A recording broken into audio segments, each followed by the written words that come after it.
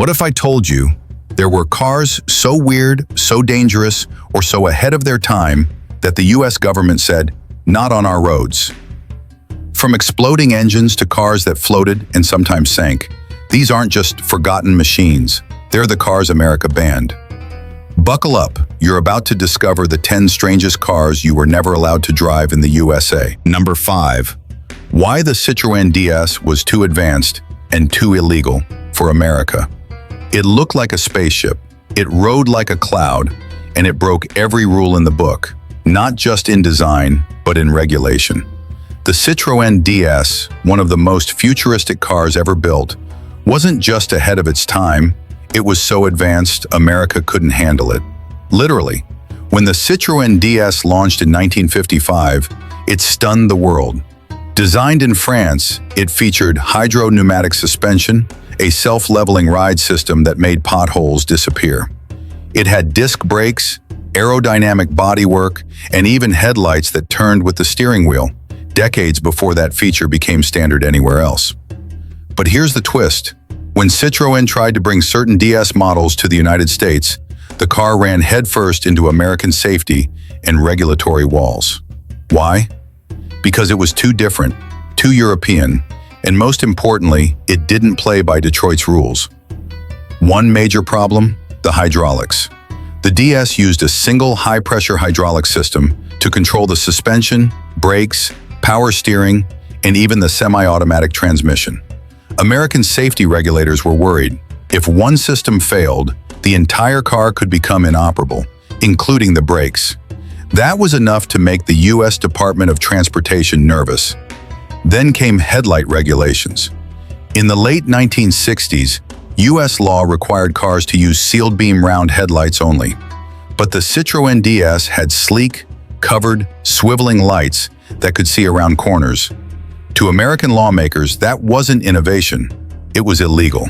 Citroën refused to redesign them for US standards, so many models were banned or had to be heavily modified to enter. Number 4. The Renault Dolphin, the French car America regretted buying. It was small, it was cute, it was French.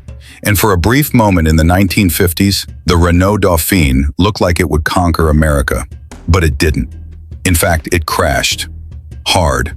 So hard, in fact, that some historians call it one of the worst cars ever sold in the United States. And while the US government didn't formally ban it, the combination of disastrous performance, poor safety, and mechanical issues made the Dolphin so hated, it was practically forced off American roads. The Dolphin was Renault's answer to post-war urban mobility. A rear-engine, rear-wheel drive economy car that debuted in 1956. Stylish, lightweight, and easy on gas, it was everything a European commuter needed. And when it landed in America, people were intrigued. It looked exotic and promised 40 miles per gallon during a time when American cars were guzzling twice as much. By 1959, the Dolphin was selling nearly 100,000 units per year in the US. Sounds like a success, right?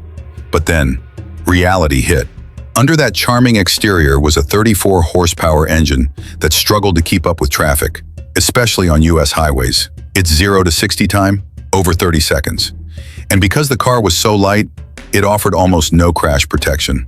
In fact, in Consumer Reports' 1960 review, the Dolphin was described as dangerously unsafe at highway speeds. Then came the reliability nightmare. The Dolphin's body was prone to rust, even in warm climates. Its cooling system was weak, its brakes faded quickly, and the complicated electrical system often failed in rain or cold weather. Owners joked that it had all the structural integrity of a paper bag. Number 3. The Messerschmitt KR200, the fighter plane car America didn't want.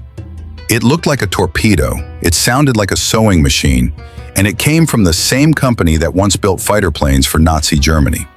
This was the Messerschmitt KR200, and when it tried to enter America, the reaction was clear.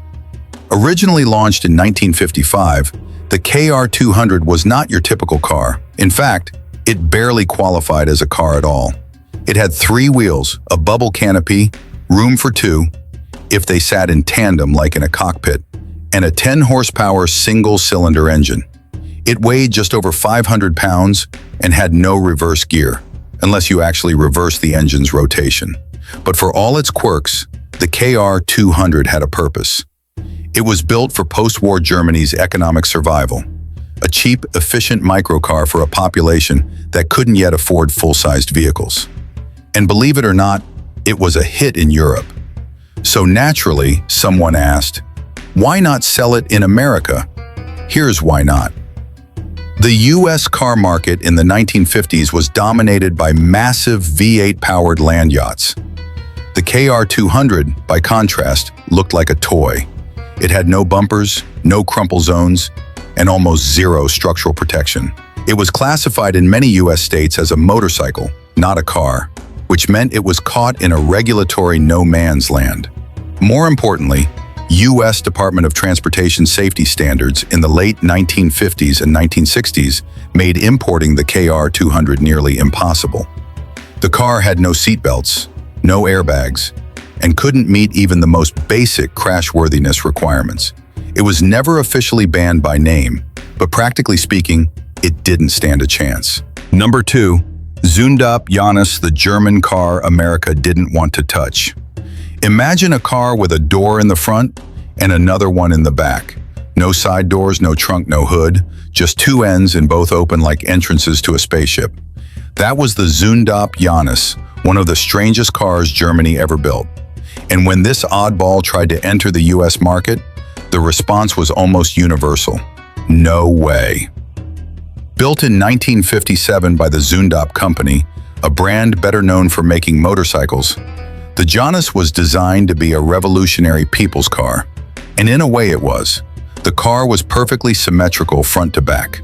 The driver and front passenger faced forward while the rear passengers sat backward back to back, just like the Roman god Janus, who looked in both directions at once. That's where the car got its name. But as clever as it was, the Janus had problems, big ones. Powered by a tiny two-stroke single-cylinder engine that made just 14 horsepower, the Janus could barely reach 80 kilometers per hour, 50 miles per hour, and it took over 30 seconds to get there. It was also notoriously unstable. Thanks to its center-mounted engine and narrow wheelbase, it had poor handling and was prone to tipping over in sharp turns. So why was it kept out of America? It started with safety and design standards. U.S. regulations in the late 1950s were growing stricter, and the Janus didn't meet any of them. It lacked basic crash protection, had no bumpers worth mentioning, and featured paper-thin body panels. The back door opened directly behind the rear bench. Imagine getting rear-ended at 30 miles per hour. You'd be ejected like luggage. Number 1. Subaru 360, the tiny death trap America kicked out. It was cute, cheap, and promised to change America. But when the Subaru 360 hit U.S. roads in the late 1960s, it didn't spark a revolution. It caused a scandal. Nicknamed the Ladybug in Japan, the Subaru 360 was the first car the company ever exported to the United States. Weighing just 1,000 pounds, around 450 kilograms, and powered by a two-cylinder 25-horsepower engine, it looked more like a golf cart than a real car. But it had one big advantage: price. In 1968, the Subaru 360 sold for just $1,197, about half the cost of a Volkswagen Beetle. American dealers marketed it as cheap and cheerful, the perfect city runabout. But within months, the cheer turned to fear. The car was shockingly slow, with a 0 to 60 time of over 37 seconds and a top speed barely touching 60 miles per hour.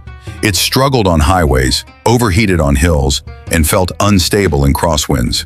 Drivers found it terrifying to merge onto American freeways. But the real death blow came in 1969, when Consumer Reports released a brutal review. They called the Subaru 360 unacceptable. Not just bad, but unsafe to operate. Crash protection was nearly non-existent. The front crumpled in minor collisions. The doors were thin, the tires tiny, and the body felt like it was made of tin foil. The publication warned consumers to avoid the car at all costs. That single report destroyed Subaru's reputation overnight in the US. Public outrage followed, and lawmakers began eyeing the car with suspicion. Though it wasn't formally banned by the government, the pressure from safety regulators, media, and consumers was so intense that the Subaru 360 was effectively forced out of the market.